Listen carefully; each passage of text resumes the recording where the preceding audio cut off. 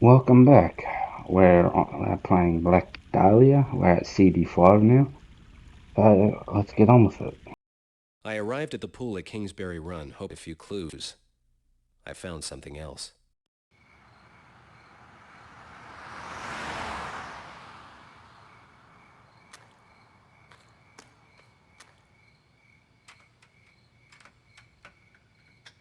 Hold it right there, mister!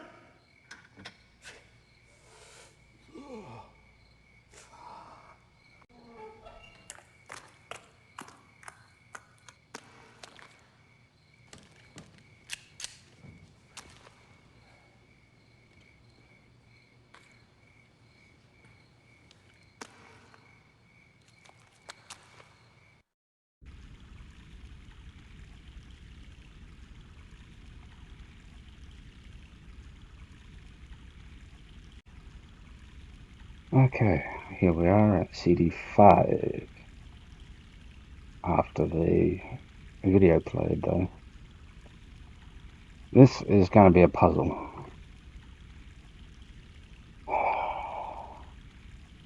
When doesn't it result in a puzzle kind of thing, you know? Oh, hang on.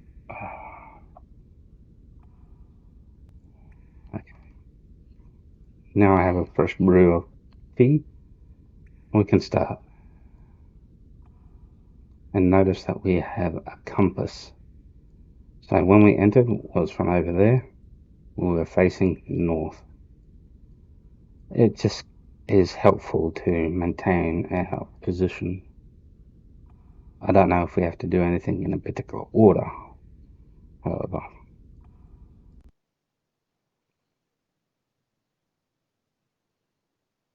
And that just happened.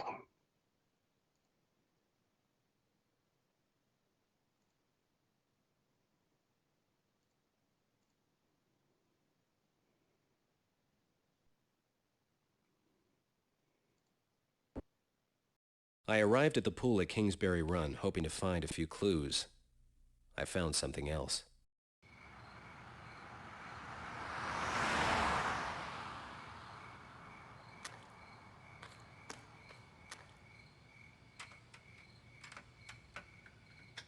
Hold it right there, mister!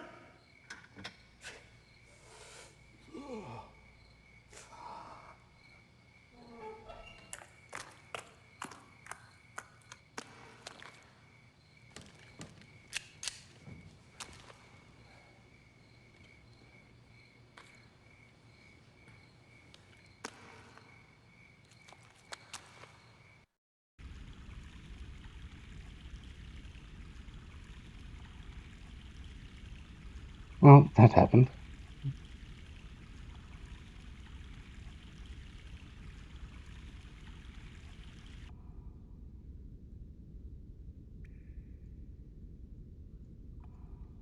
Probably should save first.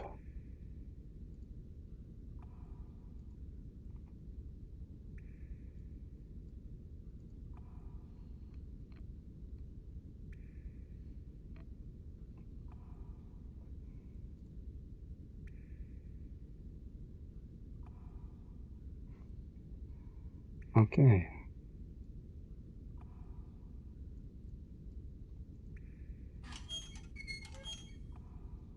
Okay. Dead end. For now.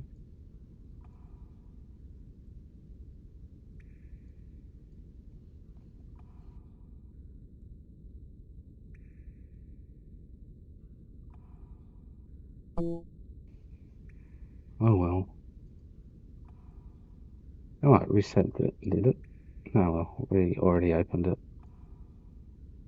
Um,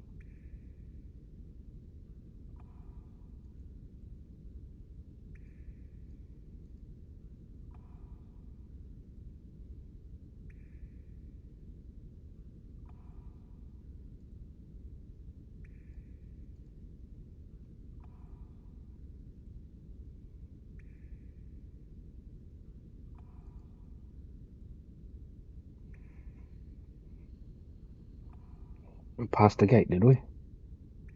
Yep.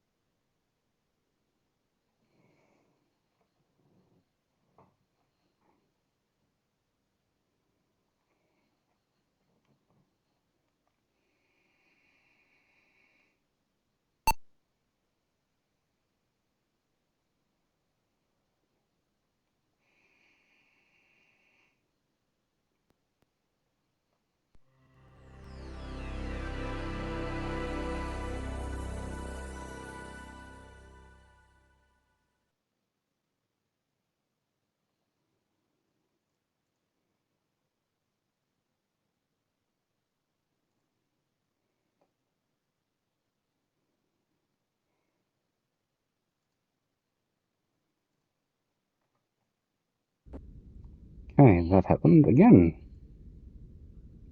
Hopefully we can avoid that happening again.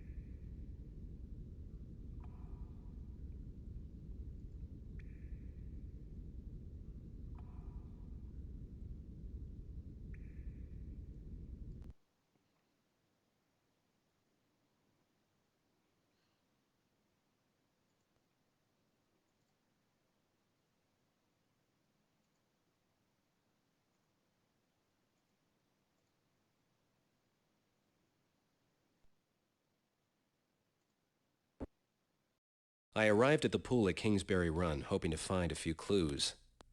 I found something else.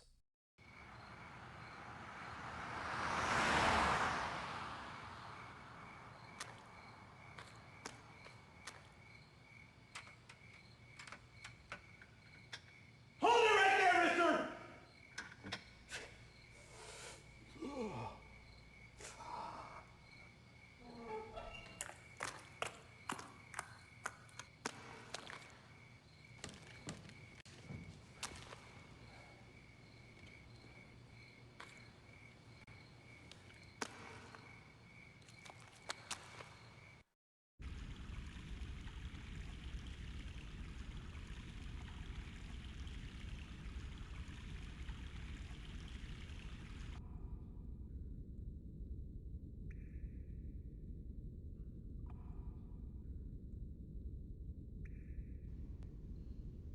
Go past the gate.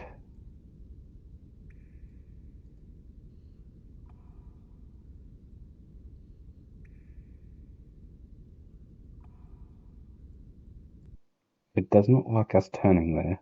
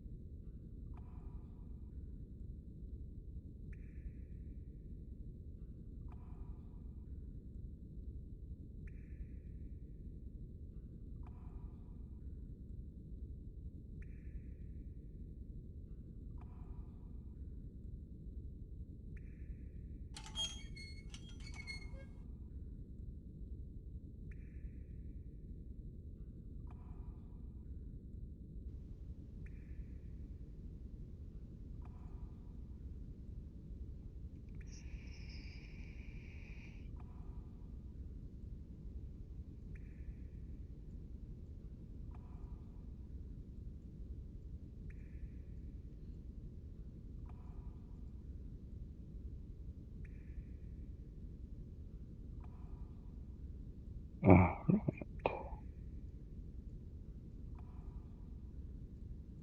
So we're back at the start, I believe. If we go this way.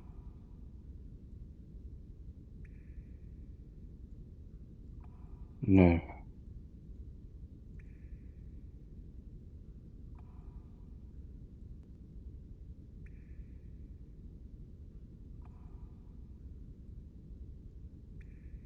Okay.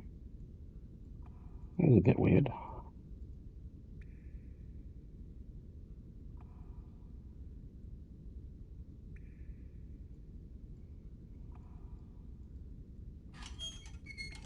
But it is locked like the other one.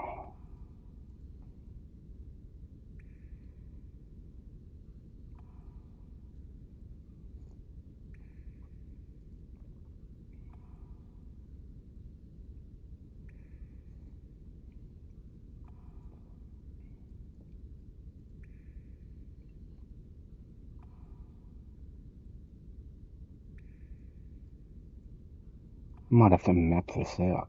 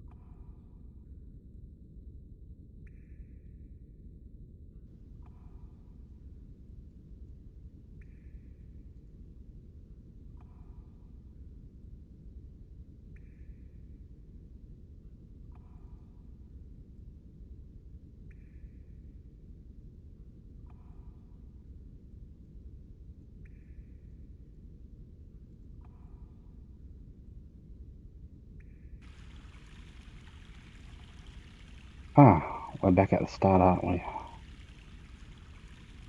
Yep.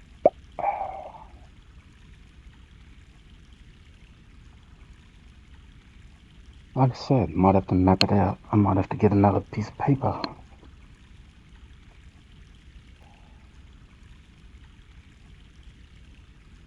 Okay, I've got a piece of paper. And we're at the start, so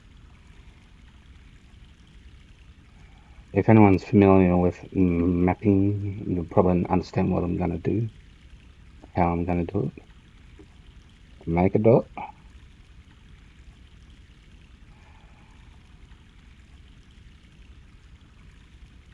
We label that dot start.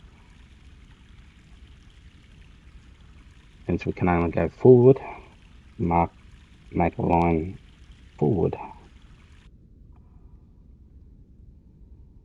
And then we'll put another dot at that point, which then it goes off to the east. I'll just put an N here as well. And it goes off to the west and east. So just draw two lines. We know this one's blocked off, but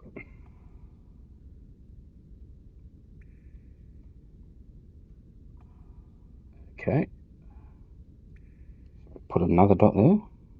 And it continues off to the west.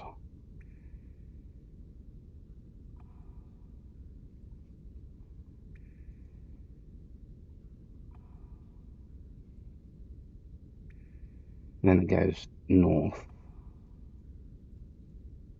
Well, north, east. Anyway, so I put a dot there.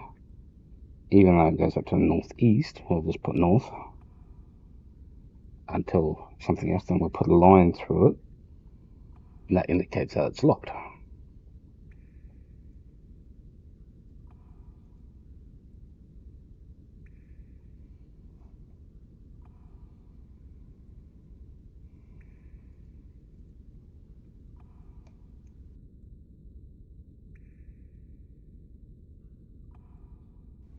Now we're back at the T-junction.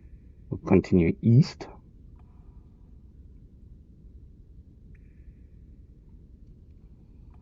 Which had a gate, but we don't worry about marking the gate because it's not locked. So it continues off to the east.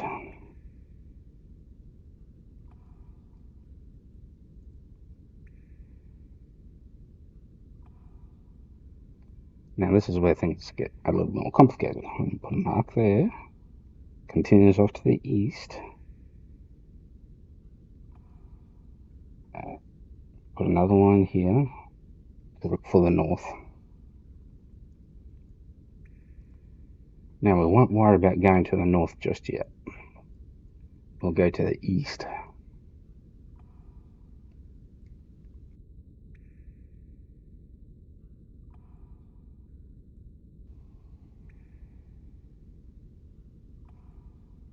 And we'll look around. Then we see no other directions but east.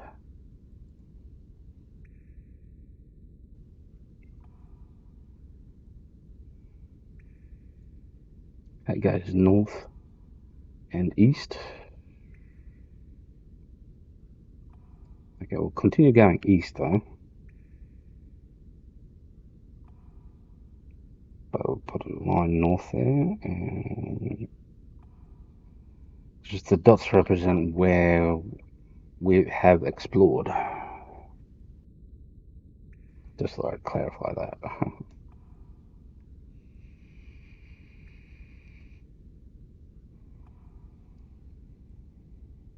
There is a gate there, but it's not locked, so we won't knock it. It does continue off to the east. No other ways. Nope.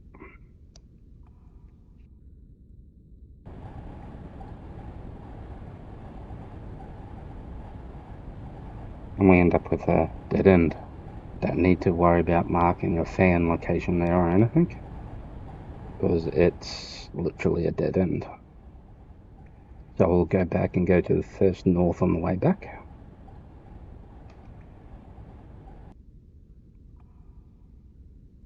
Need to go another one. This map will also allow us to check out where we are, because we can put our finger on it if need be. So we'll go north.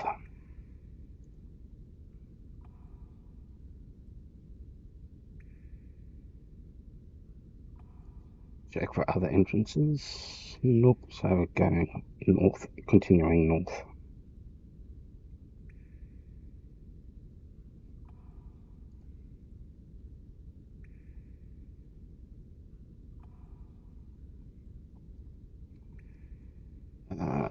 Now we've got a way to the east.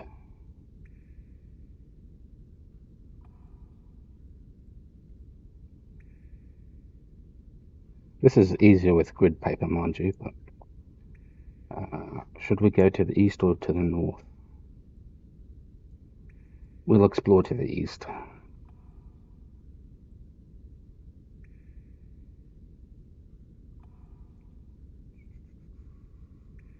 Okay, continuing east.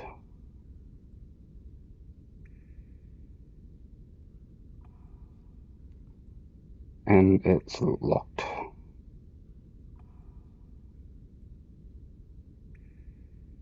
And that's to the east-south. So, oh no. Yeah, might as well just do that. And put a line through it.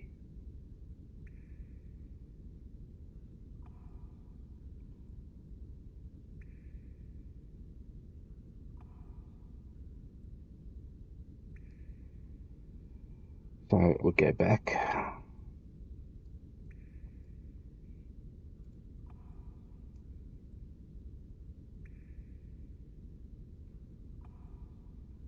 And back. Then we'll go north.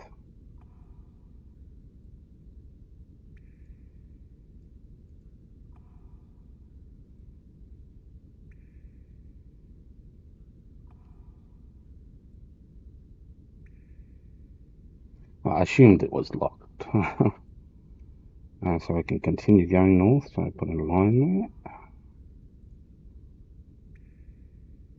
No other direction, so continuing north.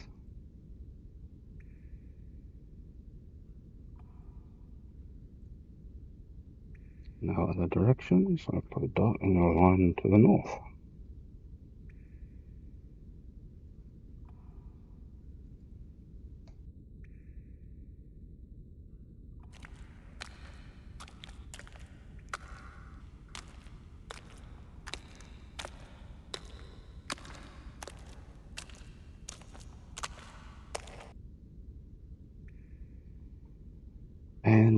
to some pipes.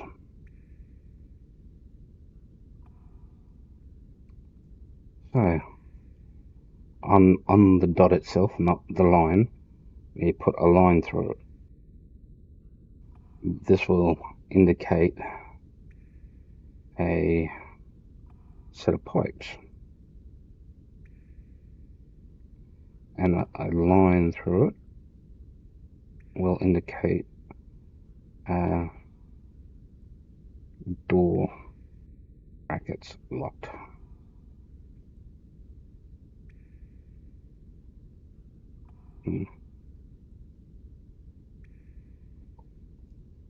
Just so you can see what it sort of looks like. I know it's reversed, but yeah. And you can't see it very well at the moment.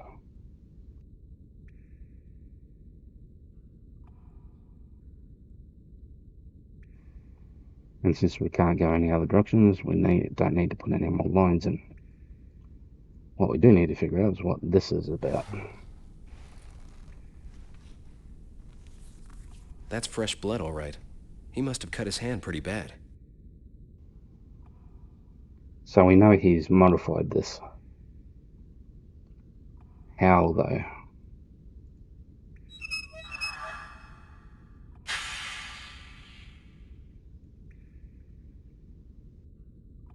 Right.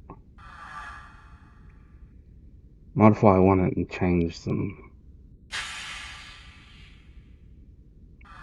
Okay, so we'll try and max them all out first. That one changed itself, none others. That one changed that one. And that one's changing them both.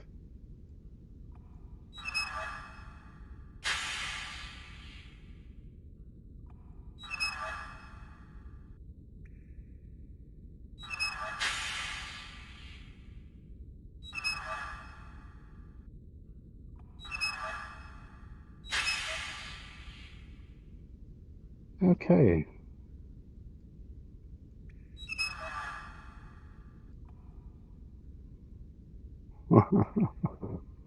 And you see it gets pretty tricky.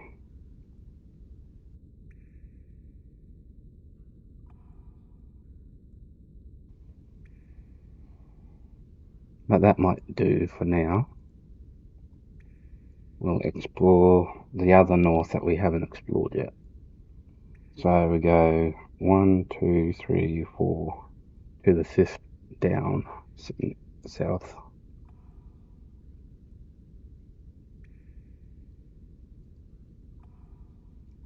And there'll be a wall right in front of us, so that's when we know we've gone to enough.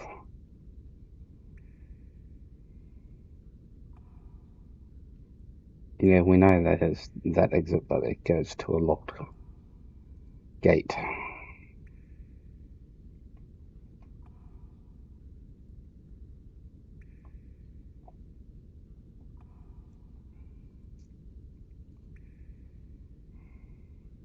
And this should be it.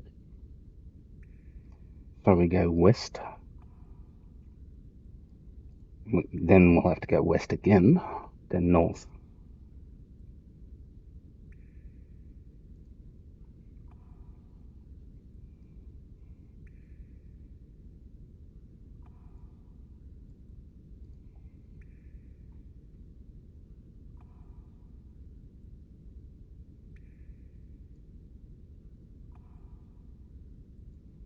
Okay, there's nothing else there. Another mark to the north, another line to the north.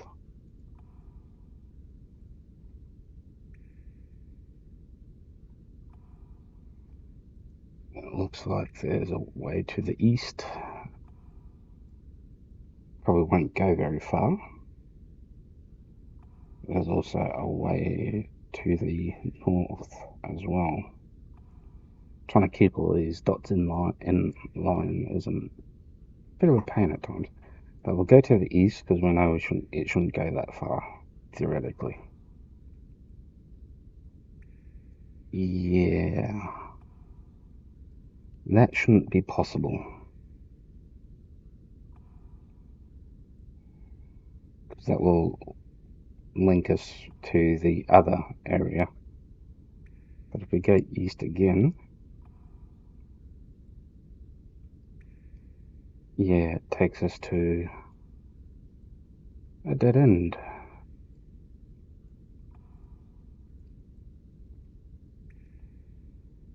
Which goes north and south.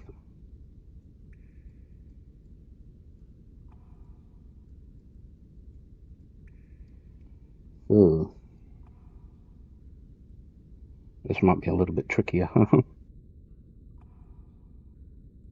Because it's in between rooms kind of thing. So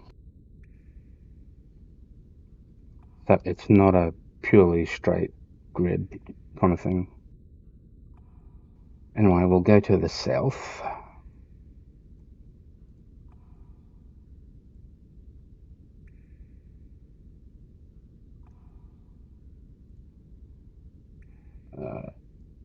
Okay, and it continues south, doesn't it?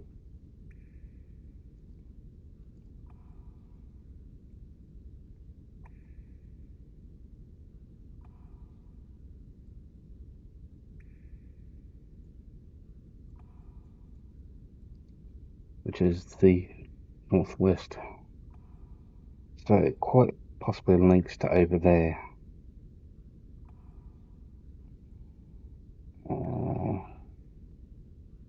The northwest with the gate. So we'll just make those markings anyway, just in case. Which takes us back to the south, northeast.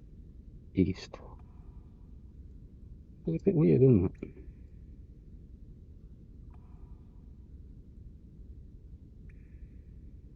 That's northwest.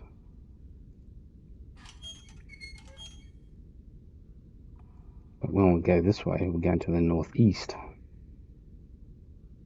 Oh, I'm not going to think about it too much.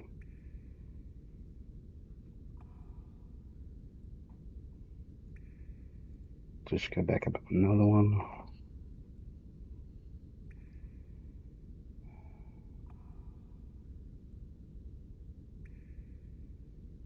It should be at this junction.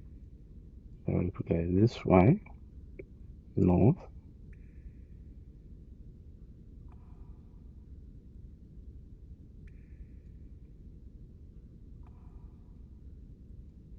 there's only more north.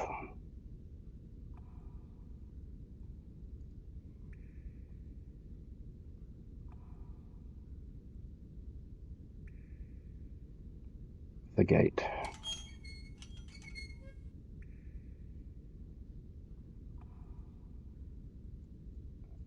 But that's also northeast as well.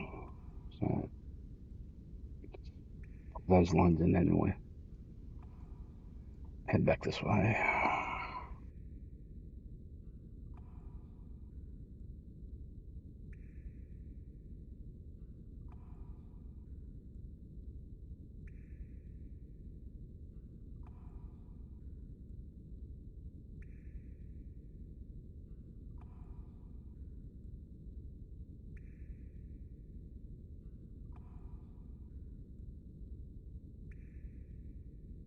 Need to go this way a bit more.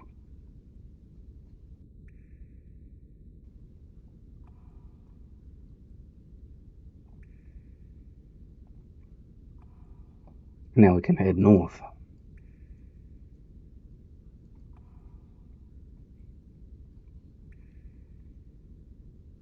It seems to go even more north.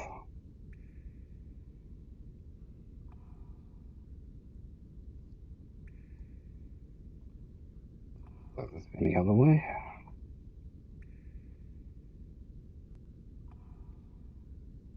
Okay. So now we've got levers.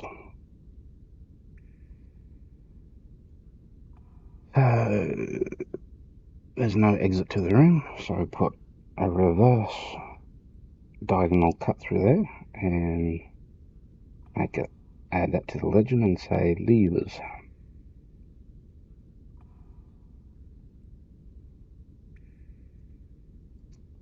So that opens something.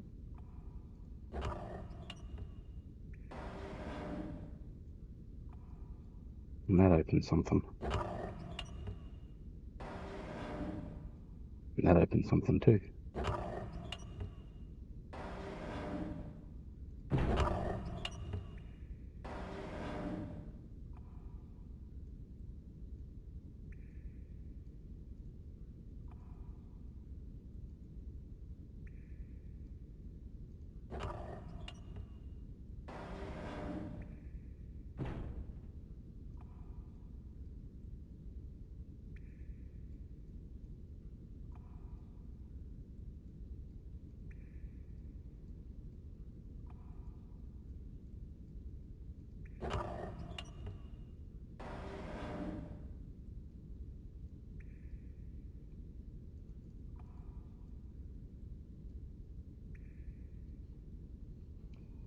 Okay, we'll have to come back to this one at some point, I think.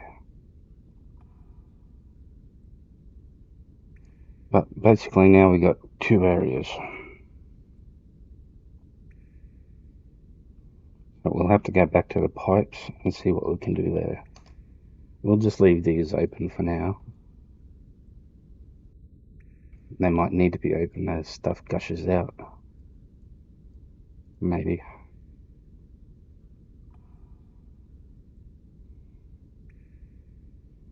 And we'll go all the way back this way, all the way back to till we run into a wall.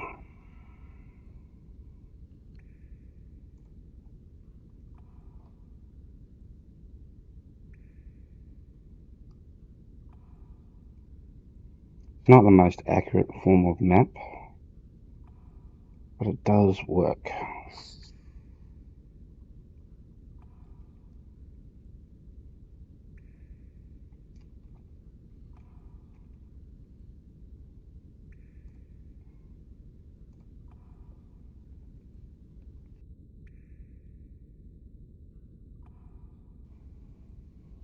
Then we go east twice.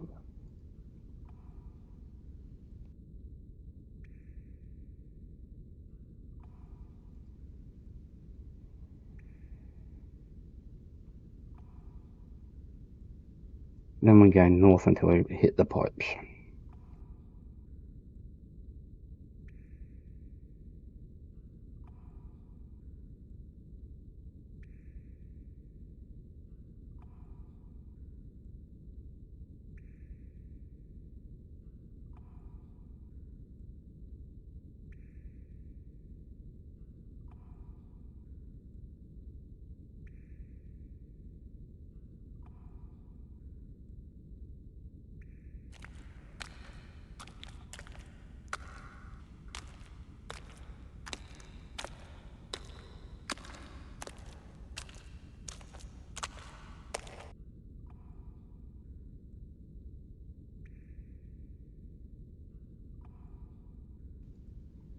And the pipes reset, by the looks of it. Yeah.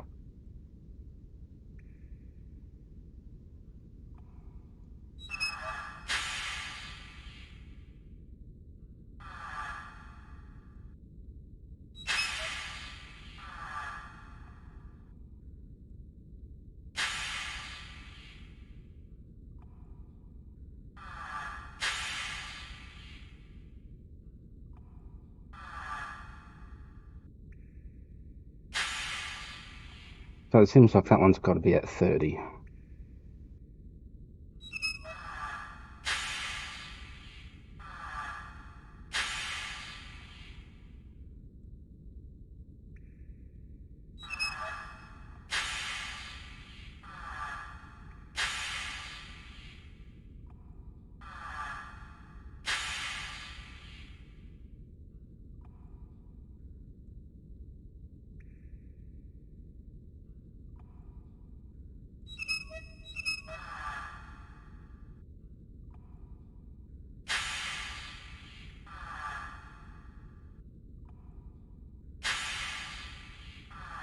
No, maybe not.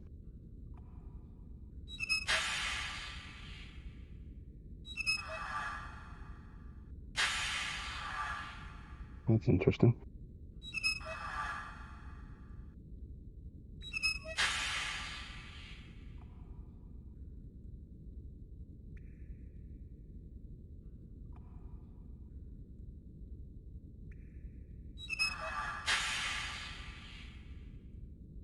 Just trying to get them to 30 or above.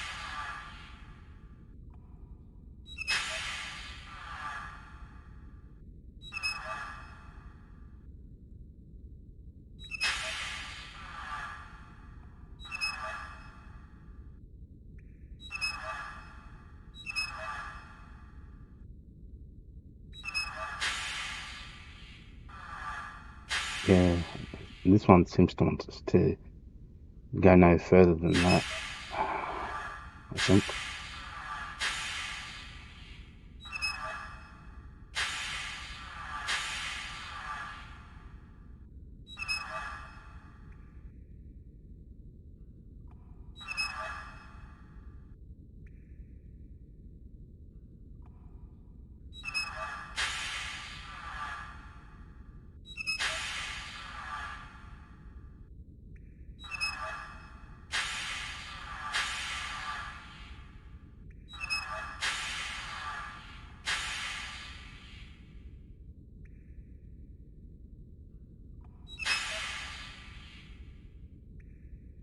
This is awkward, isn't it?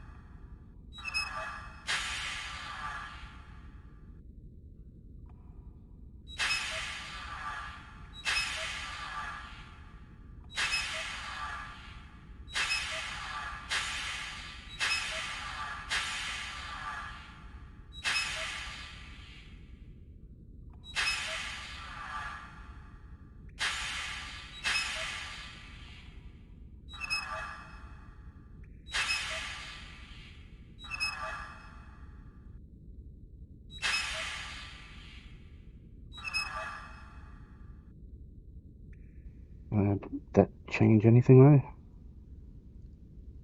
Probably not. Might need a hint or two for this puzzle. Yeah, basically it's what I figured already. This one tells you the pressure that you require. This one's like the inlet for all of these, but it tells you the pressure all these have to be set at. So we've got to be set at 30 for all of these. Okay. So we set this one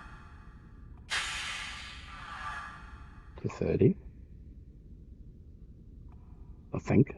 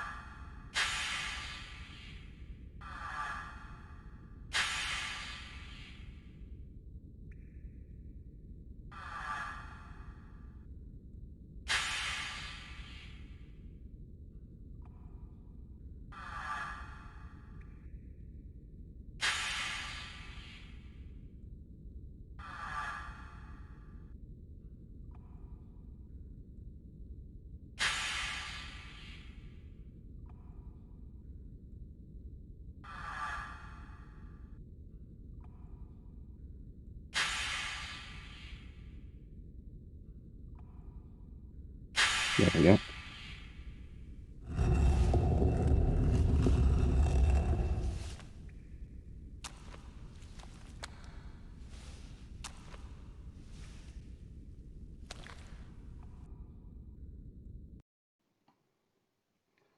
I didn't follow the guide on how to solve that. No, what I read from the guide we pretty much already knew, and I solved it using my own method. Okay, because yeah.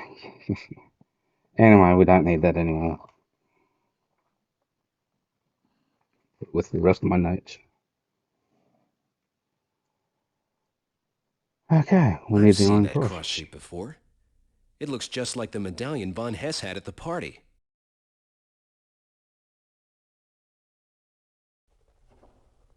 I better make a note of these weird symbols. They ruined you uncultured swine. Should have known that by now.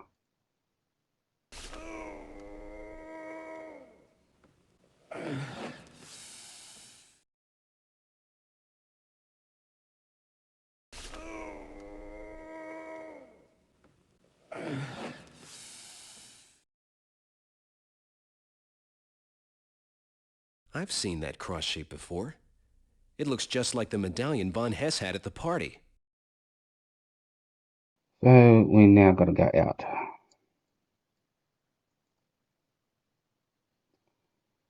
We need the FBI office, don't we?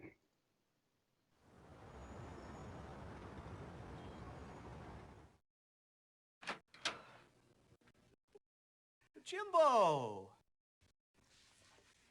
What can I do you for?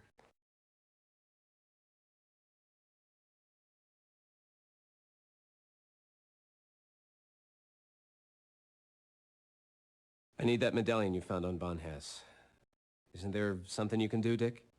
No can do, sport. I can't just pass around federal evidence now, can I? It's extremely important. I wouldn't ask you if it weren't. Why?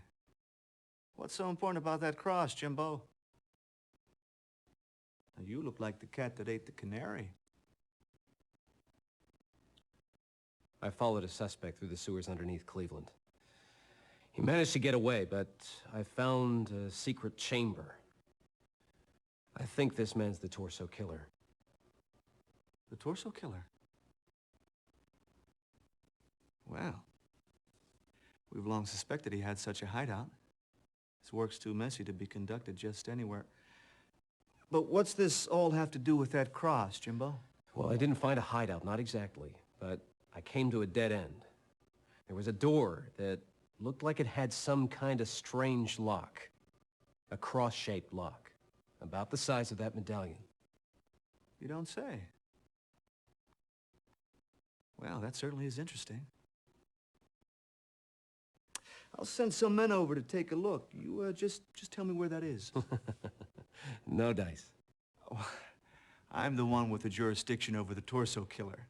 And I'm the one who's invested all his time and energy in the Brotherhood of Thule investigation. And now that it's about to bust wide open, I am not turning it over for all the money in the world.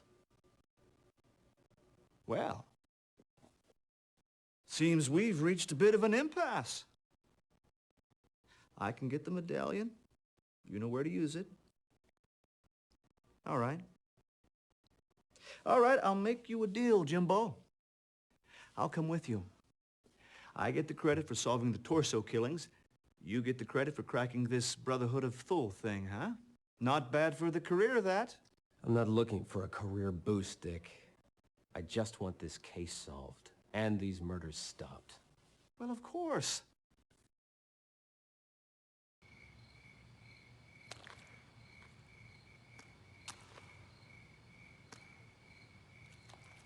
Oh.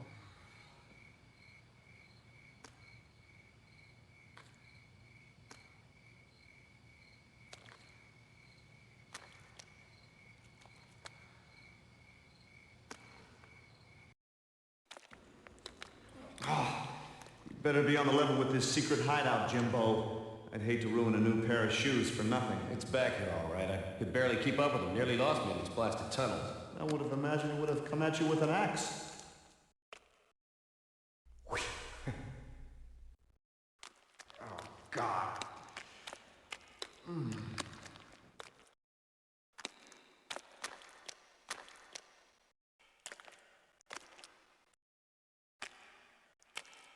Good Lord, this place is awful.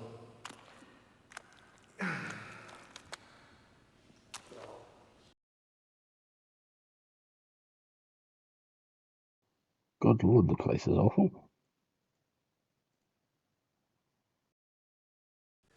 I need that medallion now. Here you go, sport. I trust you know what to do with this.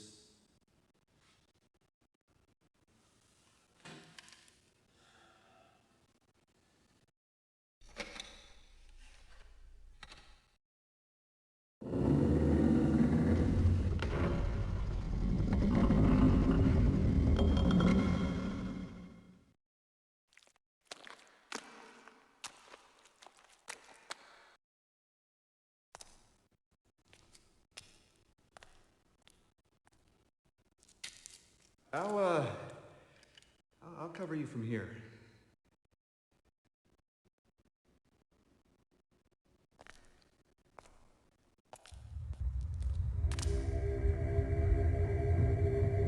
I don't think that's a good sign, Jim. Jim, look at the faces.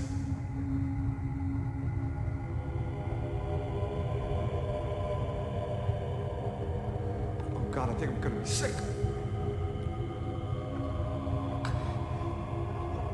Sorry, buddy, you're on your own. Dick?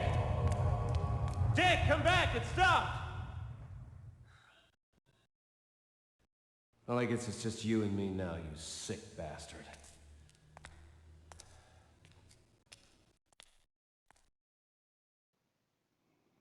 Uh-huh. When is life stop pretending? Hmm.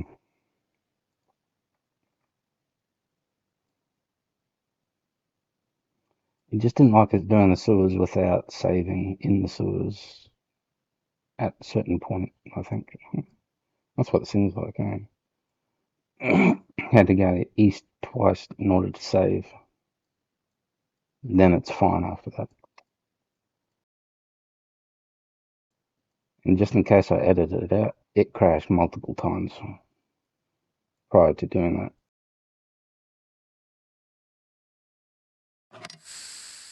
Yeah, we've got another puzzle, don't we?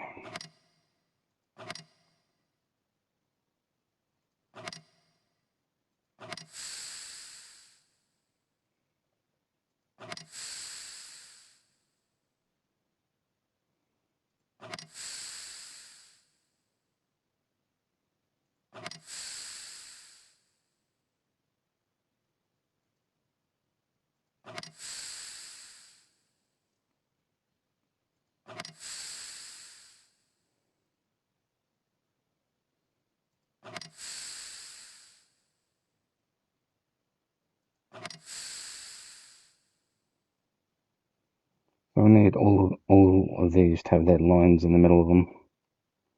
So I've got to figure out which one modifies what.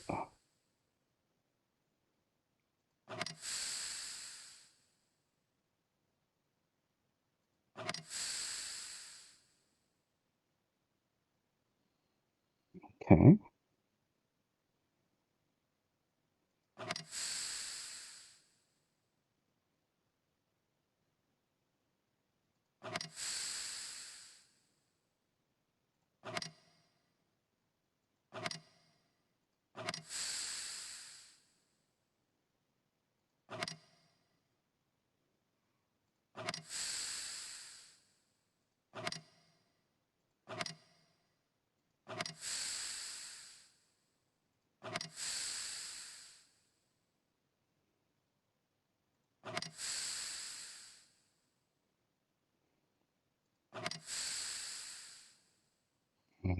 Dear, oh dear.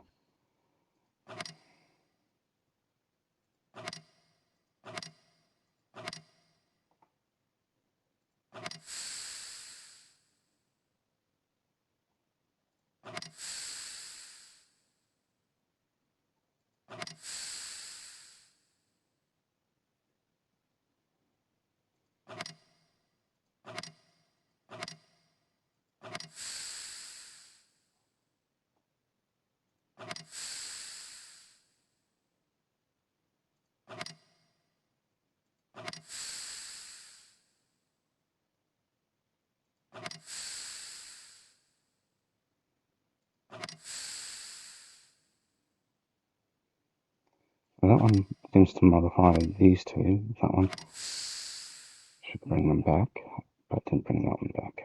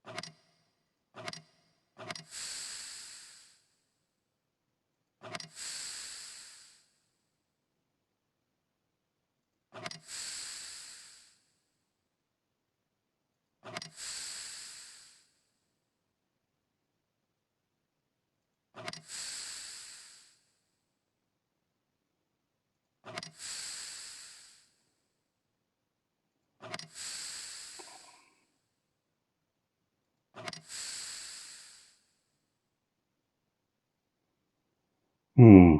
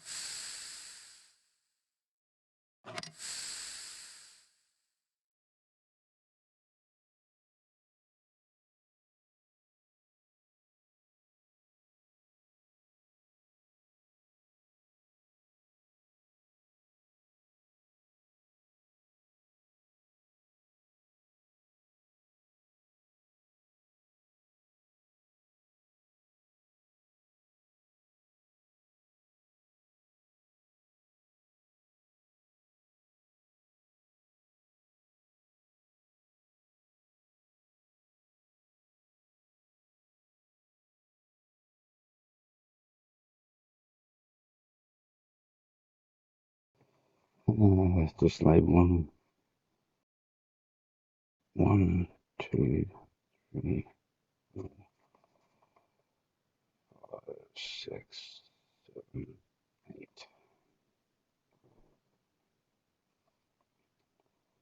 Just label these ones use the same knob. A, C, D. There's none down there, so B, C, D, E, F. Okay, so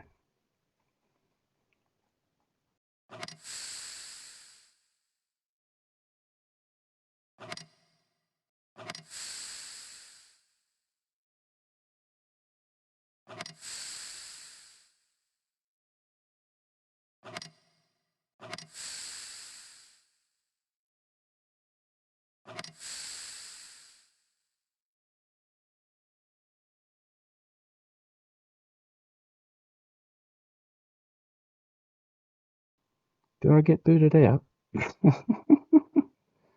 The game told me F off, eh?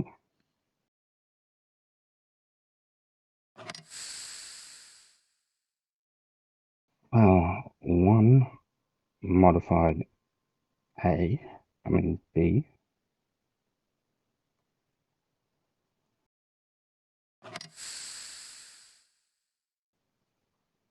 2 modified E and F.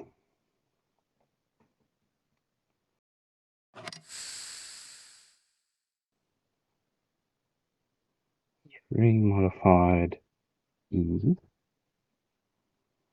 as far as I can tell so far.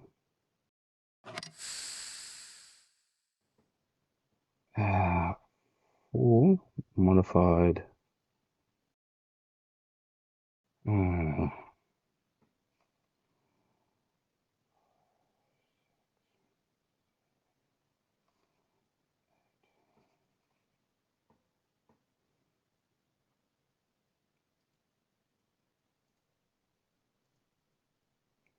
that one, modify that one. That one modifies those two. That one modified that one for now. This one modifies B, B, C, and E.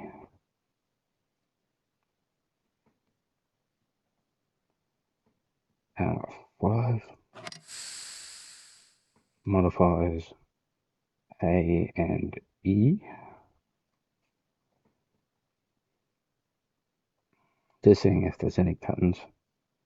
6 modifies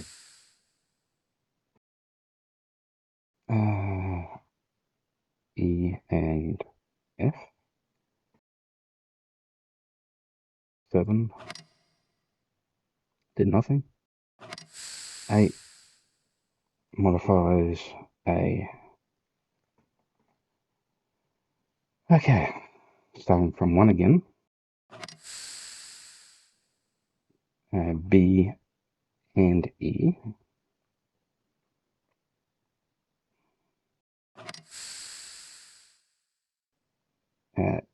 Just did E and F again.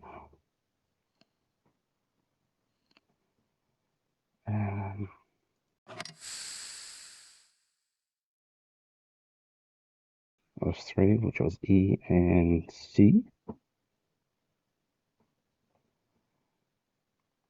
And this one, 4.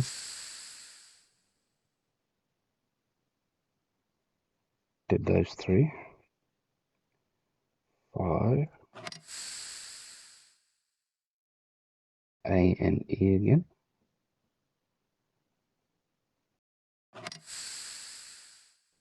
Now just multiplies that one. 7. Did as a doornail. 8. Just multiplies that one. For now. Okay. So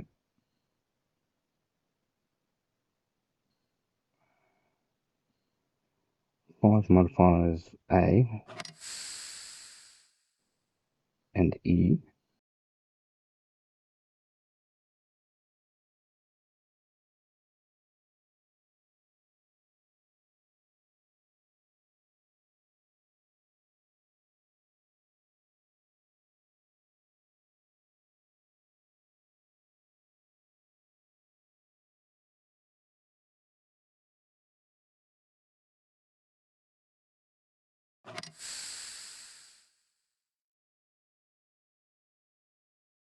Yeah, this isn't going to work out. It modified A, B, and F. So yeah, it's going to be a conditional one. If certain ones are unlocked, then it's going to lock certain other ones. So yeah,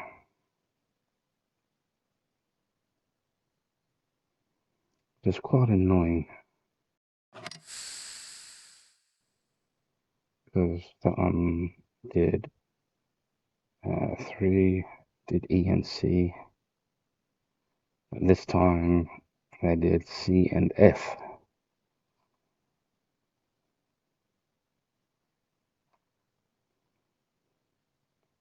Then 7 does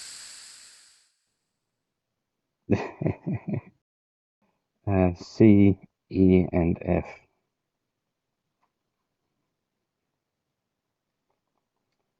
And 8 does B that time instead of A. This might just be a stab in the dark, as I sort of figured.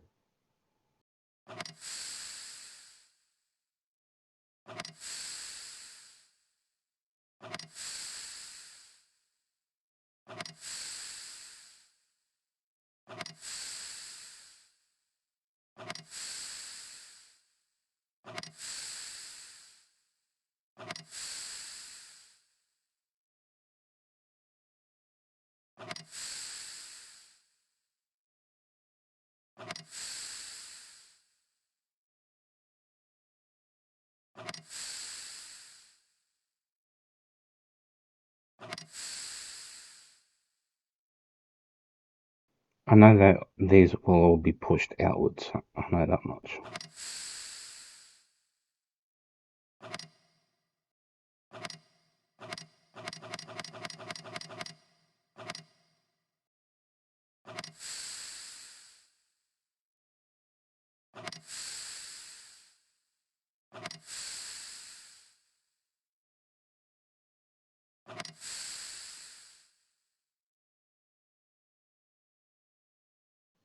Mm.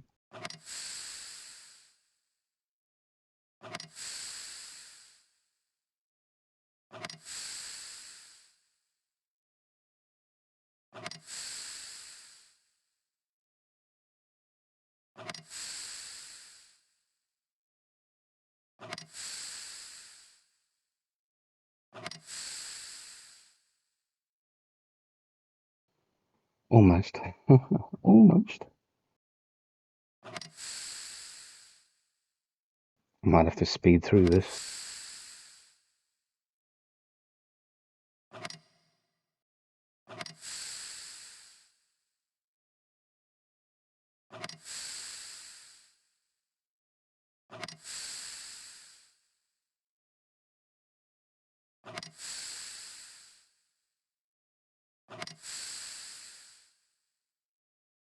Well, I know it's based on a logic.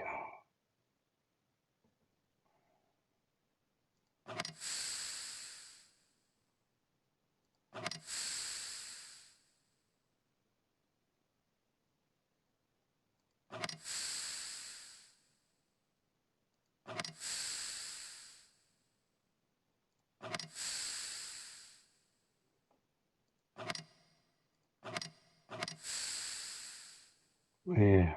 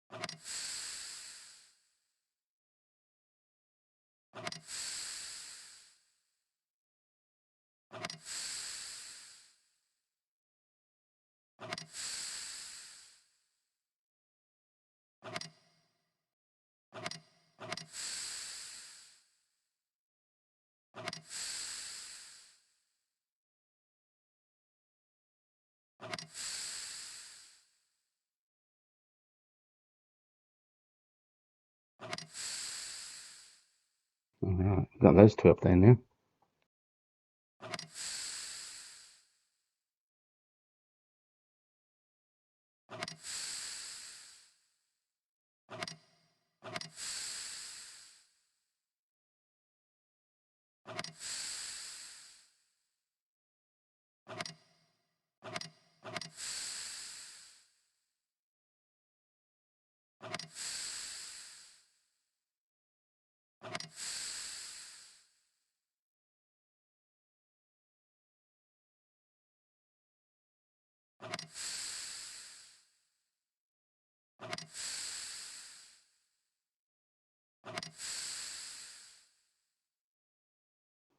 These might be logic modifiers.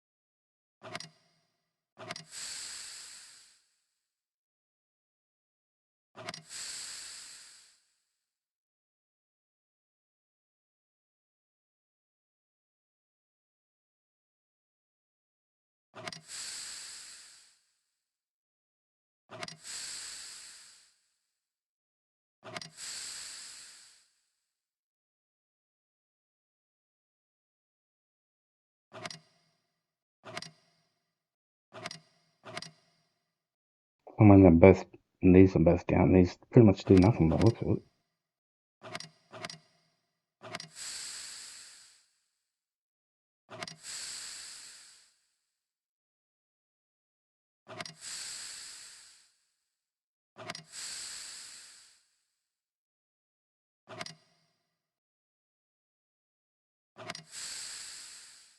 Not always.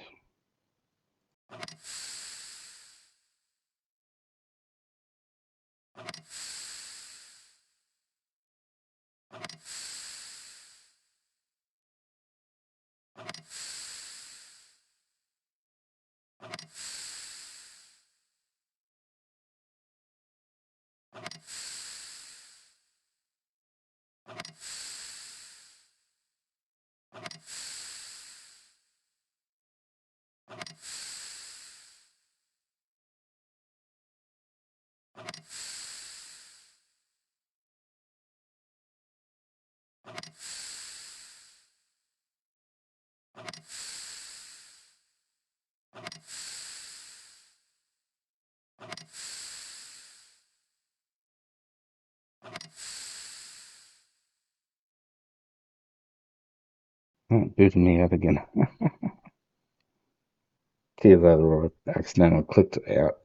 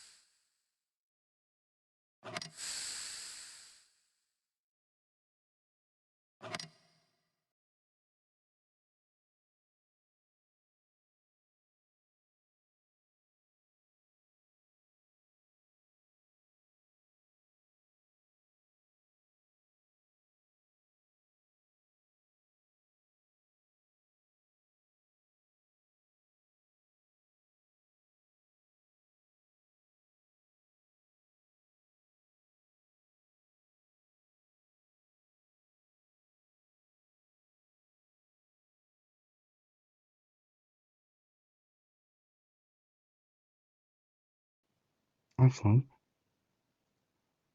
Might there be a clue in here?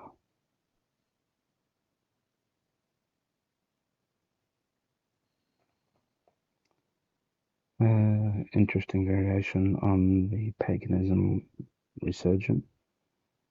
Theme was the prevalent at the height of the Middle Ages is the legend of the Trinity Knights. These warriors were an actual sect or Teutonic order that played a small, if not bloody role in the ongoing saga of the Baltic Crusades. Accused of paganistic ties in 1, 2, 3, 4. Their faction was disbanded and its members excommunicated by surprisingly vehement Pope Gregory the Ninth. There are few scholars that devote much energy to the study of the obscure semi-autonomous groups of the Teutonic Knights, which involved in the isolated castles of the Perusian frontier. Among these, there is considerable debate as to whether the Pope's actions against the Trinity Knights were motivated by legitimate evidence or a cynical grab for wealth. Much like the destruction of the Knights Templars in 1314. Though the facts of this case are well documented elsewhere, see Elder Strauss's Holy War by the Baltic Sea, I have discovered a little-known legend about the events that occurred after the order and had been disbanded by that may be of interest. According to Ogland of Capena, a 14th century Dominican monk known more for his bawdy tales than his prowess in historiography, the exiled military leaders of the Trinity sect did not go quietly into obscurity after the excommunication. He contends that they made their way in secret to the then Franciscan monastery at Alberg, which had been their chief source of financial support. During the campaigns, the monk tells us that beneath the seemingly Christian surface of this institution, that there existed a still functioning pagan Abraham dedicated to the Germanic god Wodan or Odin. It was here that these unholy knights went to conduct a sacred blood ritual for the purpose of granting supreme Assyrian powers to the master of the order, a direct descendant of the notorious Lindolf of Kupa, no less. Capua. According to Ogland, the ceremony that they gathered to pursue had originally been recorded in an ancient runic text called the Thule Prophecy. Independent inquiries into the validity of this document indicates that it does indeed exist. It is an odd mix of pagan and early Christian Suffolk folklore, which originated among the rebellious proclamations of East and Frisian tribal leaders who in 800 AD, and under the influence of their Viking cousins to the north, conspired to throw off the Holy Roman yoke and return to the free and easy lifestyle of their pagan ancestors. The rebellion was, of course, crushed by Charlemagne, who subsequently ordered the codification of Germanic tribal law in order to protect the disgruntled citizens' future predation by unscrupulous church officials. I can't pronounce that. Calling circa 1891. Ogland tells us that the text of the original prosophy ritual was actually intended to awaken Odin and his court of Norse gods from slumber. in the mythical land of Thule.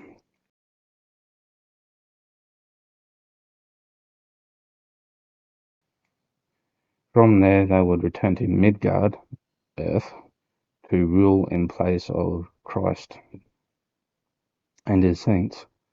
This ceremony was then later perverted by the hero Ealdulf, banished by Charlemagne as a result of the Frisian uprising, in his conquest for supreme power.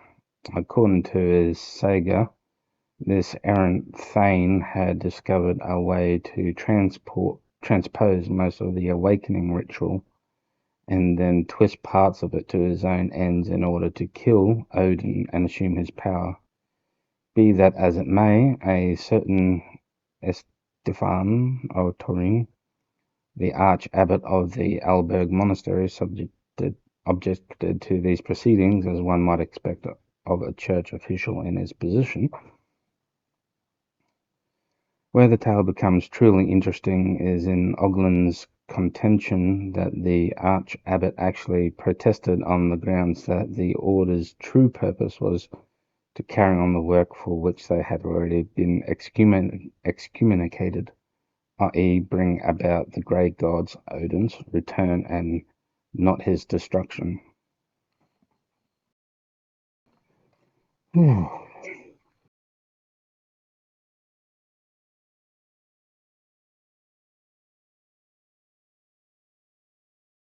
From here the story begins to grow even more fanciful and thus more fascinating. It seems that the warriors of the order were in no mood for compromise at this point.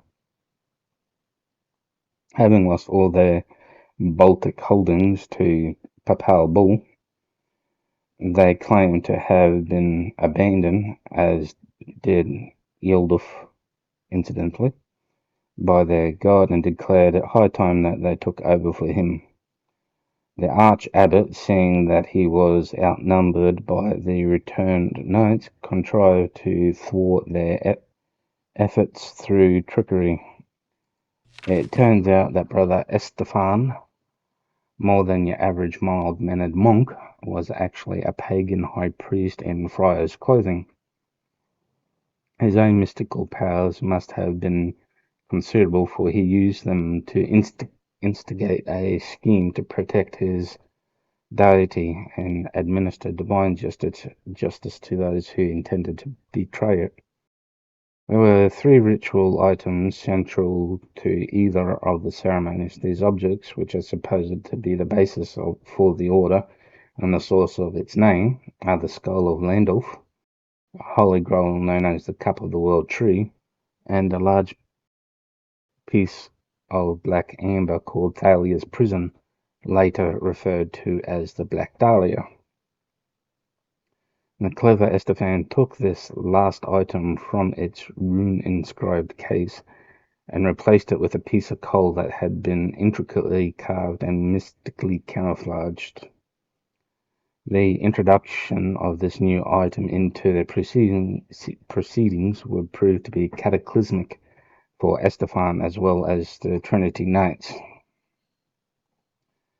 Now, for the purpose of the Dahlia in the divinity ritual was to act as a medium that would convey the soul of the performer into its new vessel, which was the living body of the last of the 9 human sacrifices. The details in which the sacrifices were to be consigned to astrological guardians and then ritualistically butchered make for fascinating, if not grisly, investigation.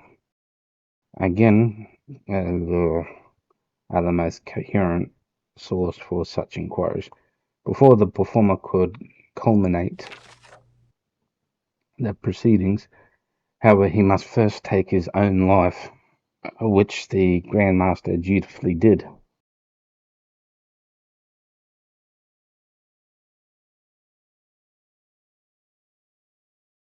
It just so happened that our Abbot Estefan, whose disloyalty was suspected by the knights, had been selected to be the 9th sacrifice, and thus recipient of the aspirant soul. As a necromancer, old Estefan knew well that the fruits of his deception would cause quite a severe supernatural reaction, but it seemed even he had underestimated the metaphysical prowess of the Order Master. According to the legend, when the Master's soul went forth from his dying body, it became trapped within the empty Dahlia, causing, just as Estefan had hoped. In desperation, the warrior realized that Estefan had duped him and reacted violently, using all his supernatural might to the Master lashed out at his tormentor and drew forth Esteban's own essence for one last bout of mystic combat within the Dahlia's empty shell. The piece of coal, probably.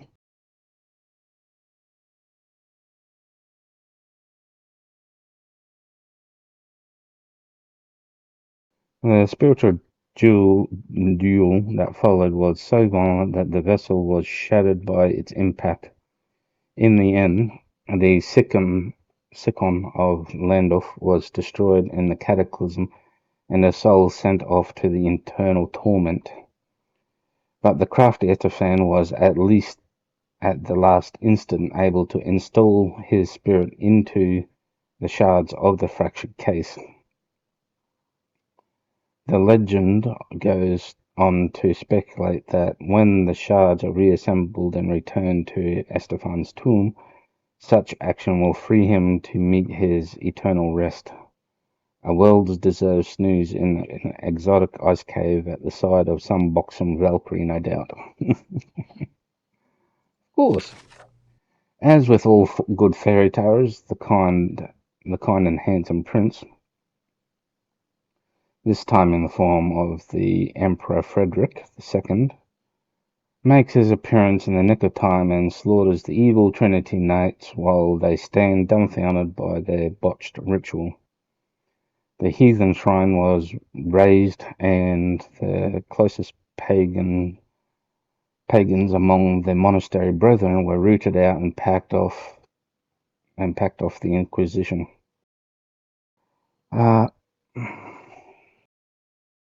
Much to Oglin's dismay, however, the Arch-Abbot Esteban engaged,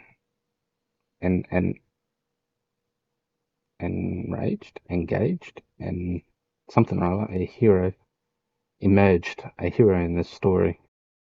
His pagan ties were hushed up, and claims were made that in the end he received the enlightenment of Christ, of course, which gave him the power to overcome his infidel opponent. At any rate, Estefan was actually accredited with contravening the heinous Odin heathen ritual. His battered body was buried in state on the site of the old Assyrian altar in the crypt of the monastery chapel, where it remains this day.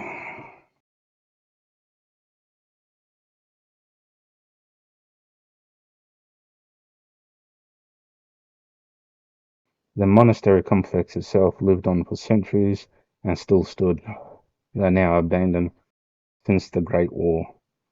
When I last visited the area in 1933, my inquiries with the local villagers indicate that the place still carries the stigma of rumoured pagan sympathies and folk tales about secret passages filled with heathen ghosts and treasures.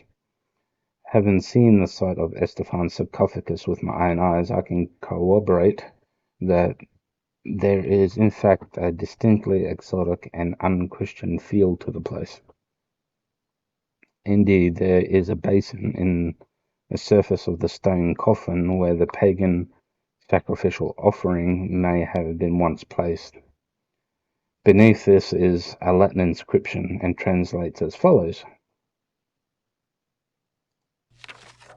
Within the heathen letters hid the secrets to their god's destruction. Upon lamb's blood he has fed to make a mocking resurrection. Obviously, someone in our medieval past has taken the legend of the Trinity much more seriously than modern scholars. Recent reports from within the Nazi Reich indicate that some of the monastery buildings are in the process of being refurbished as a monument to Aryan culture, as are many locations that played an important role in the rather bloody legacy of the Teutonic Crusades. If this is true, which I suspect is indeed the case, as I myself have received communications from the Reich Ministry of Culture inquiring about the possible purchase of certain items from my own collection, then students of the Baltic Crusades will be well advised to visit it for themselves. If for no other reason, it will at least provide them with more whimsical sojourn into one of the many obscure legends that over the centuries have attached themselves to the Christianization of Eastern Europe.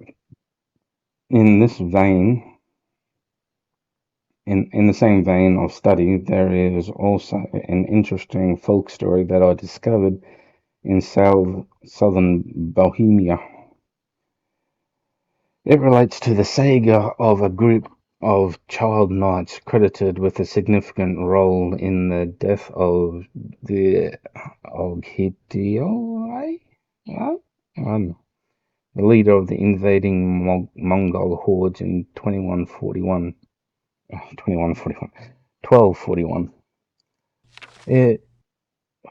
Interesting variation on the paganism resurgent. The theme was the prevalent height of the Middle Ages.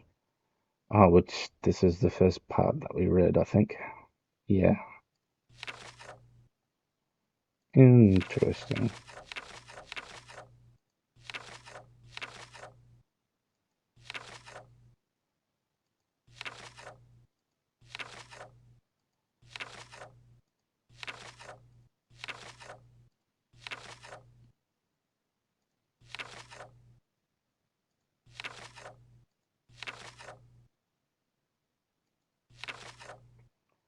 A lot of pages.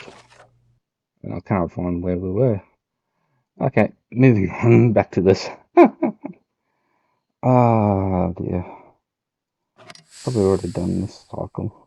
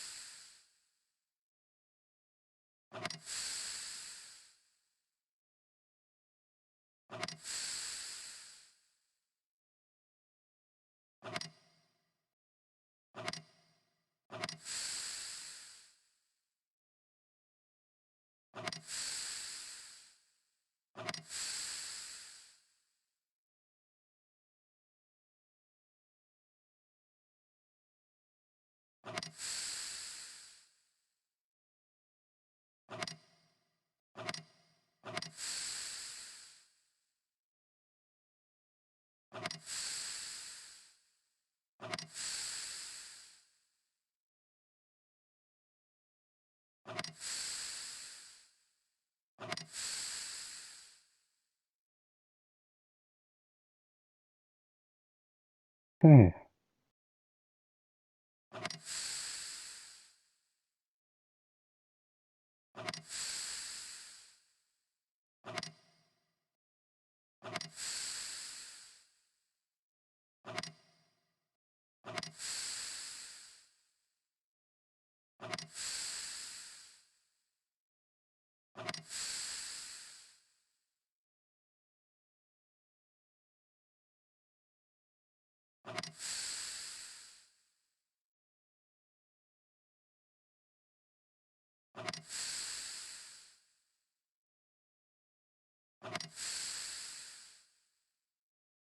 Mm-hmm.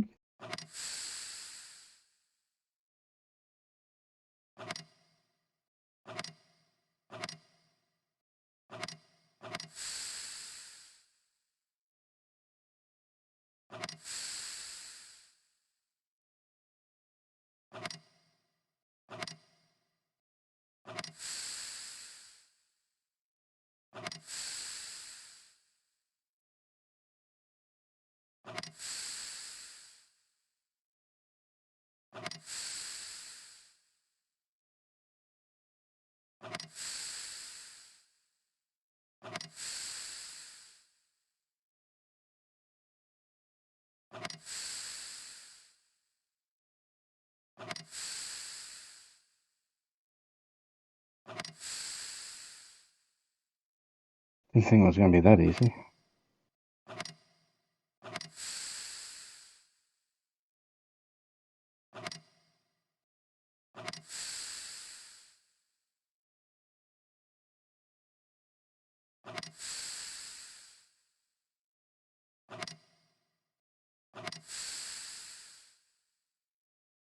Mm.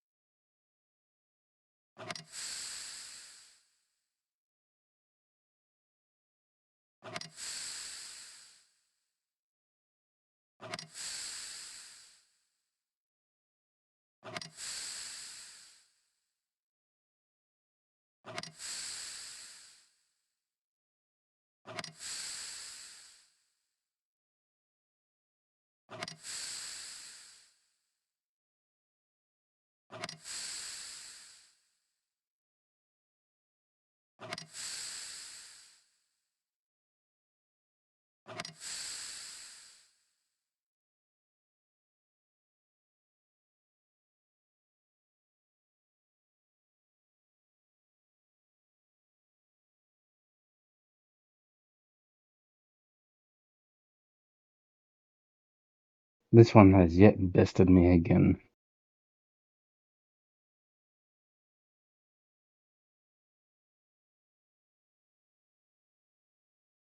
Apparently, it's pretty simple. 4 switches.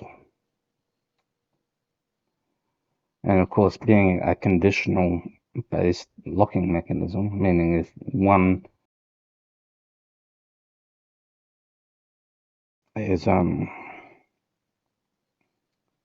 if one of these is down or up, it could trigger a different mechanism to open or close. So yeah, basically, uh,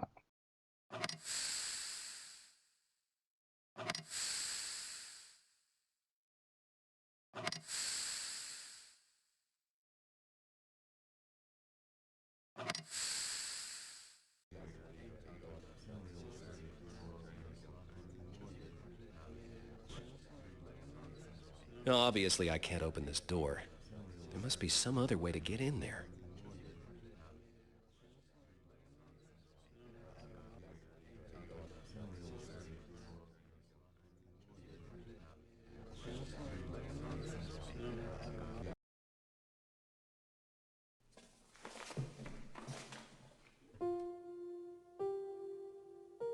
The back of the Raven Room.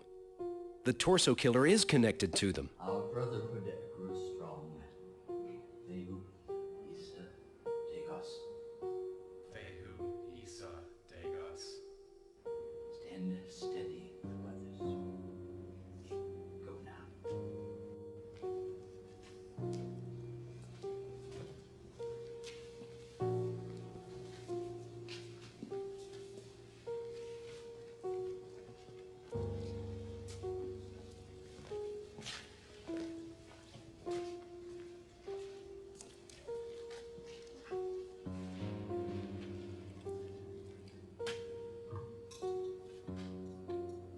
That pendant. That's just the sort of talisman that Madame Cassandra said I should find to use against him.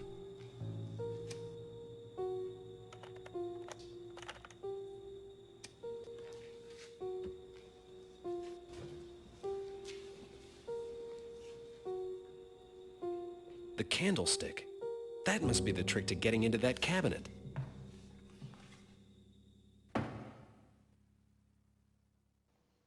Mm-hmm.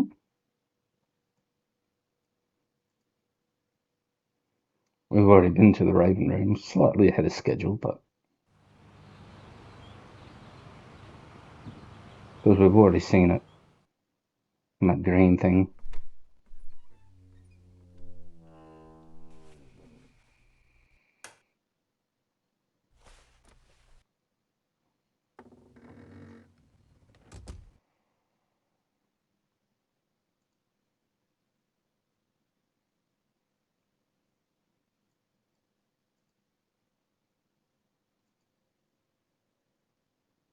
Well, would you look at that?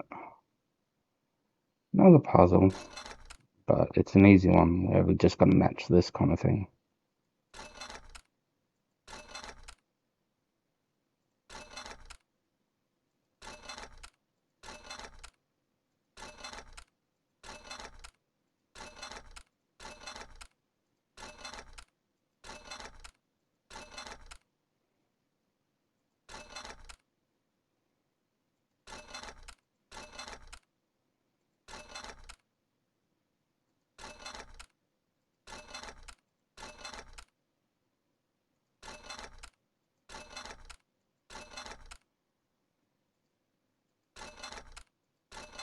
And what retracts that one?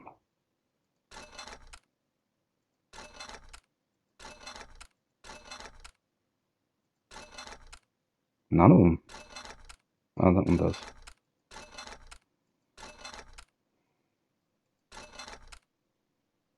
Oh, that's annoying. Uh-huh.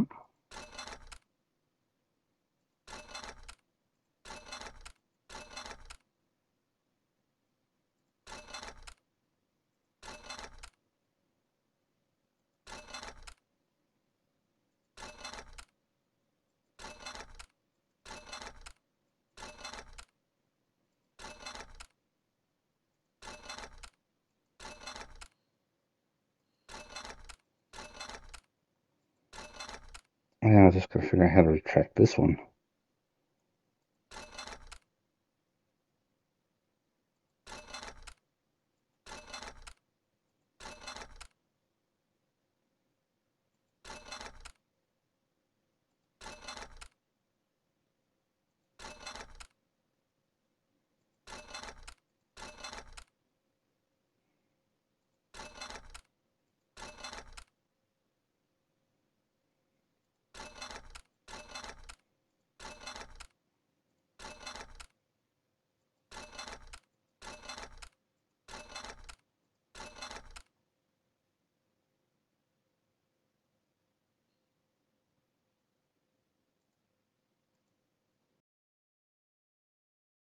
Oh, that would be right, wouldn't it?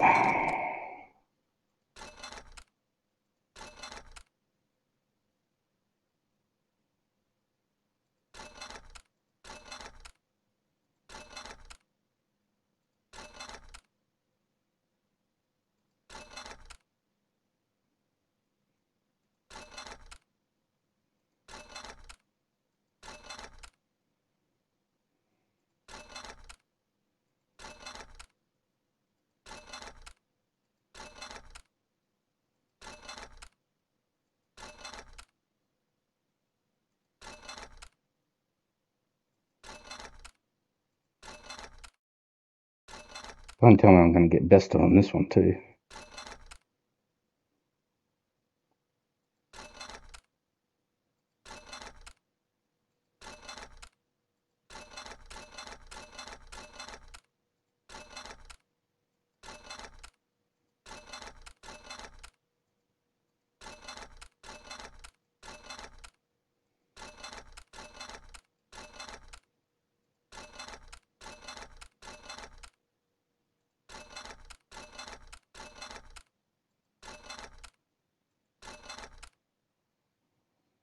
Interesting, isn't it?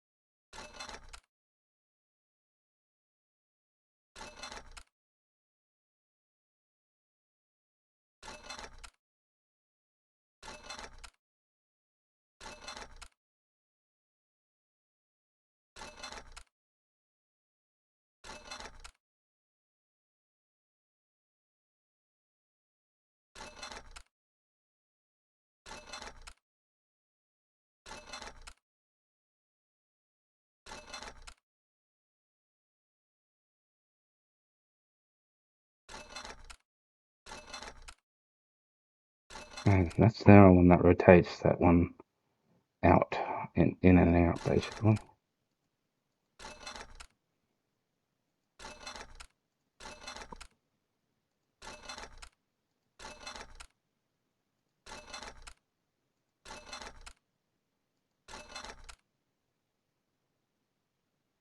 Maybe not so much.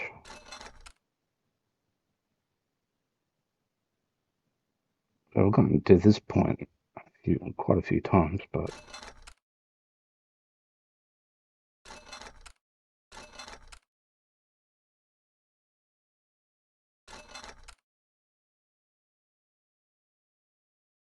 hmm.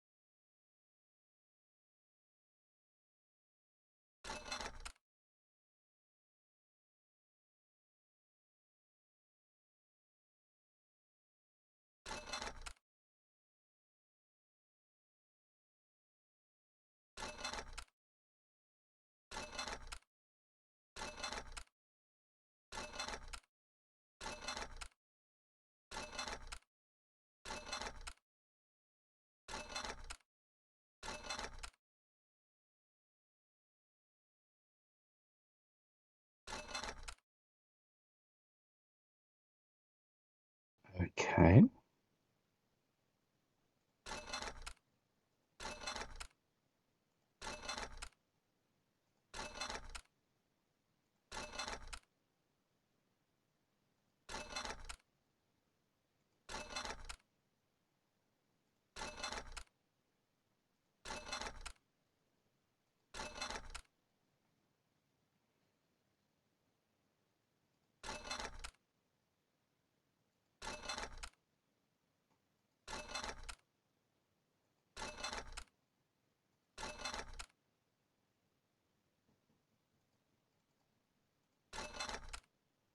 Hmm.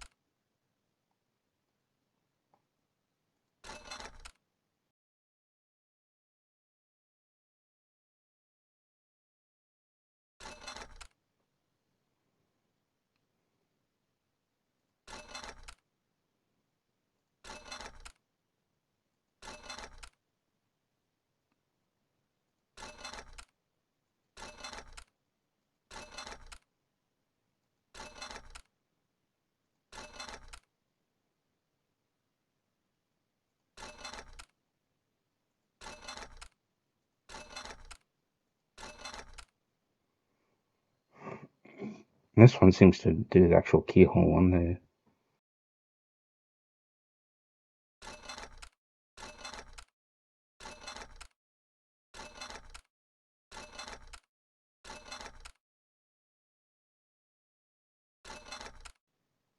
Oh, not. Oh, Jesus. Every time I come close to a solution, it seems like everything changes. That one can retract it and expand it. This one can retract it and expand it too. But they do different sets though.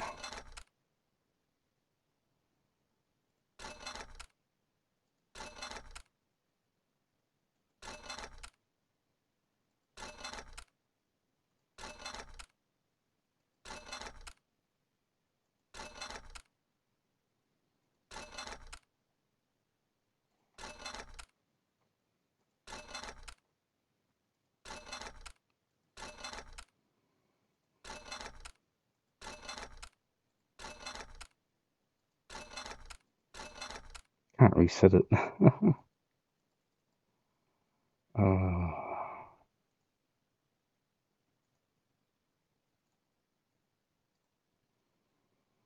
Hmm.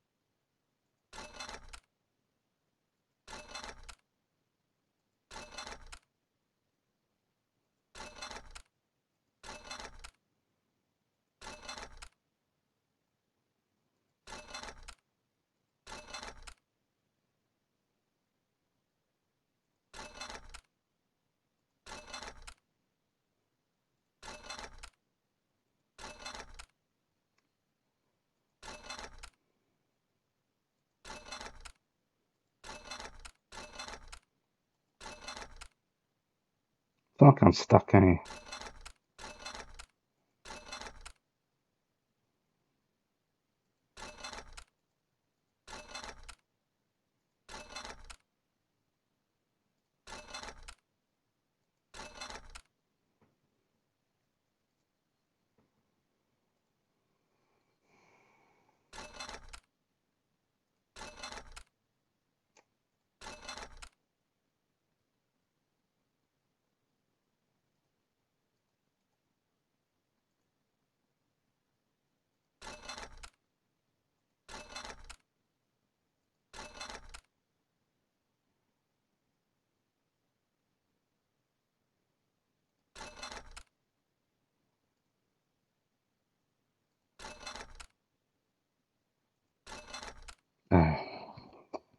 knew there was another piece to it.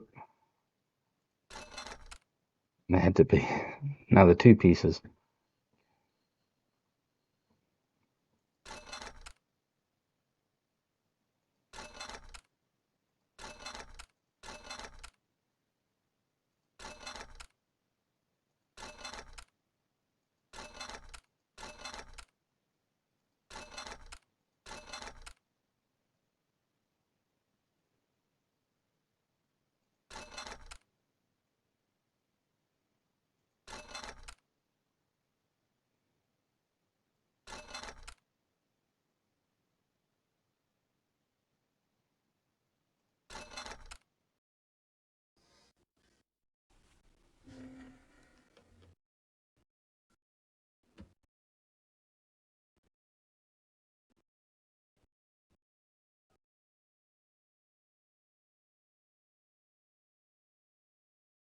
Ah, the killer's talisman.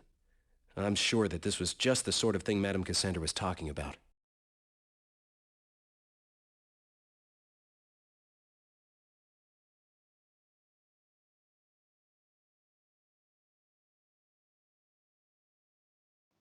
Oh, damn it.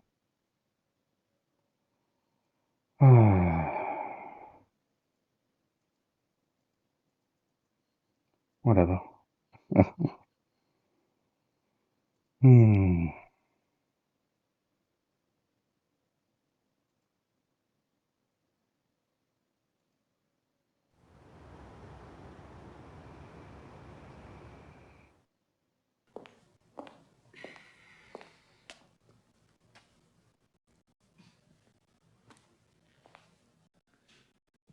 Hello, Jim.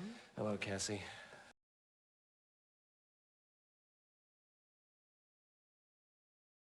Could you put me in a trance?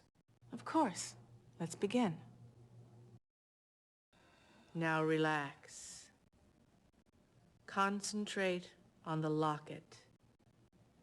Block everything else out. Concentrate, concentrate, concentrate.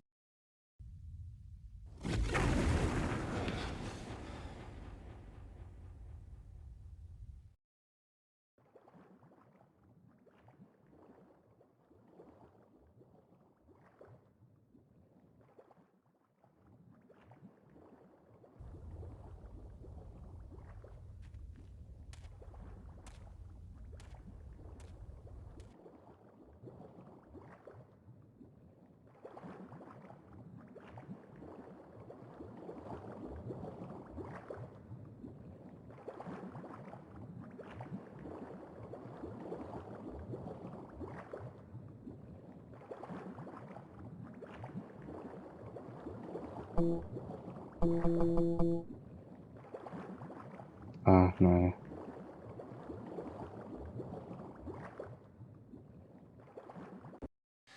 Thanks for your help. You're quite welcome, Jim. I'm glad to help.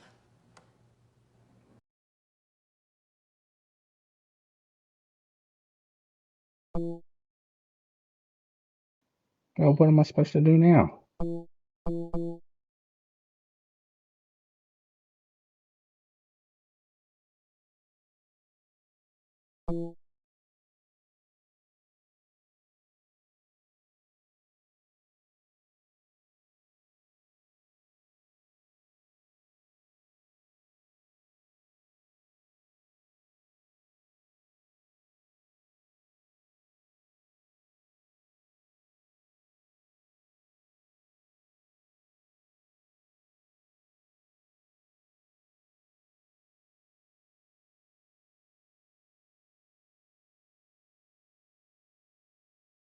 Could you put me in a trance?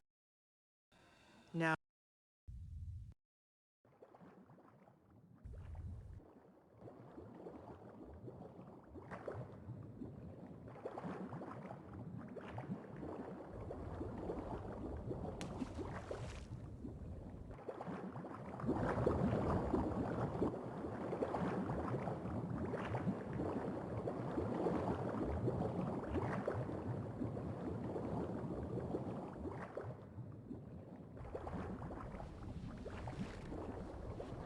Well, that didn't work.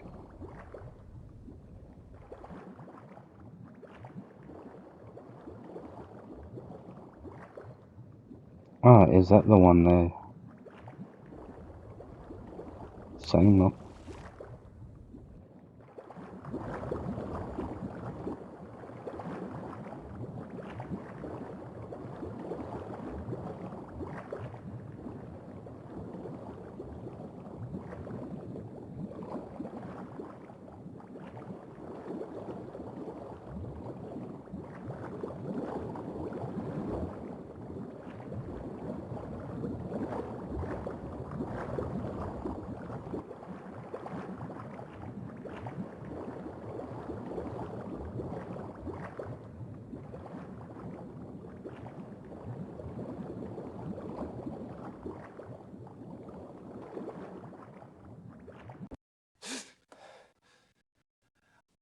I've got to rush off. I'll explain later. What about I'm sorry. I don't have the time. Thanks. I'm telling you, I saw his secret lab. I saw the way in. Are you crazy? You know I can't get a warrant out of your trip to a crystal gazer. There's no time for a warrant. I thought you'd want to know when I'd come across the killer. I guess I was wrong. But something weird happened down there, and I'm going to find out what it was, with or without you. Wait, kid! I want in on this cockamamie scheme of yours.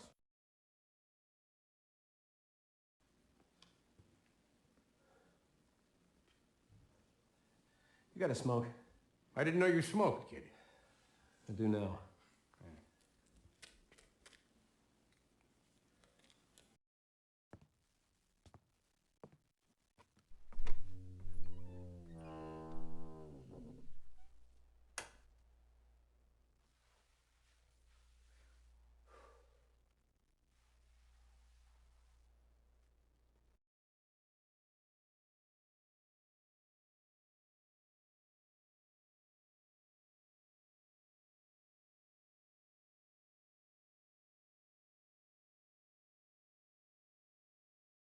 Okay, remember we want the green book that was over here.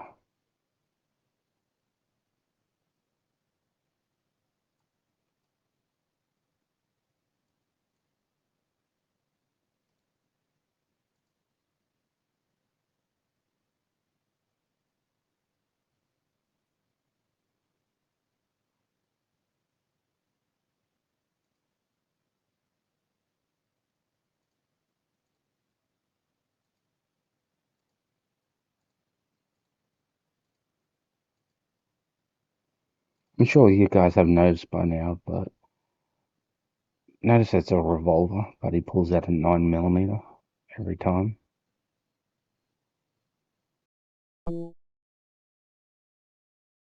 Come on, kid. I thought you knew what you were doing. So did I. That's got to be one of these books.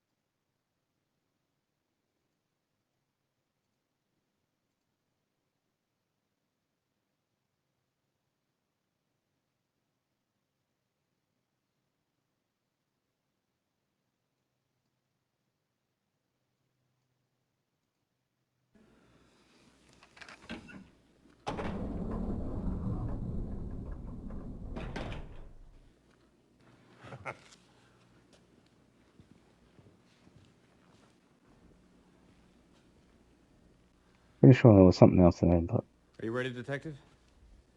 Our killer's hideout's right down those steps. I called some of my men. They should be here to back us up soon. But just in case. yeah.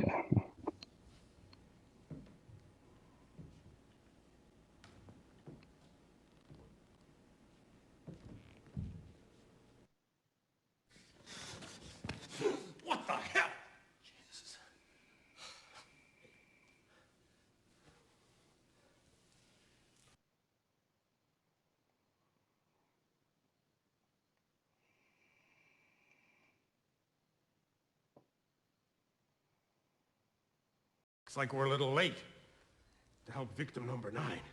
God. But that can't be. It's him. You know the stiff? That's the killer. I'm sure of it. Nah, you were wrong, Jim. That poor sap couldn't be the killer. But at least we found his hideout, even if he isn't here. You did good work. We'll get some clues we can use out of this. And they're all gonna point to that man right there on the altar, Detective. That's the killer. I'm sure of it. There's his cane. Someone took it. Took what, kid? The Dahlia. It's missing. Nobody had better have taken anything. Elliot, I want these amateurs removed immediately. They've botched everything. Why, if we hadn't been tipped off that they were down here... Amateurs, we just bust this case wide open. We weren't too chicken. I had enough sense to get a search warrant. You're Now just we won't be able to use sore. one shred of evidence. Sore from because here. we found the killer's hideout first. You're worried our mugs will be on the front page instead of yours. There'll be no contact with the press about this. Mr. Ness? You just busted illegally into a club owned by some very important people. People with contacts to Washington, all the way to the top. They're gonna be very unhappy with what we found here. You can't just cover this up. Mr. Pearson, you're way out of your jurisdiction here. You're in no position to be arguing with anyone. But how can you... I'm gonna do what's in the best interest of this country.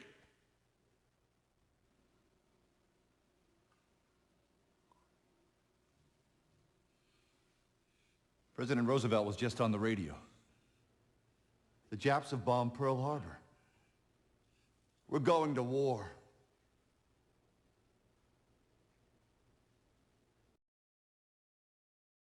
Thank you for watching, and I hope you enjoyed the content. Feel free to check out my other content, and I appreciate everything you do. Adios. Till the next time, amigos.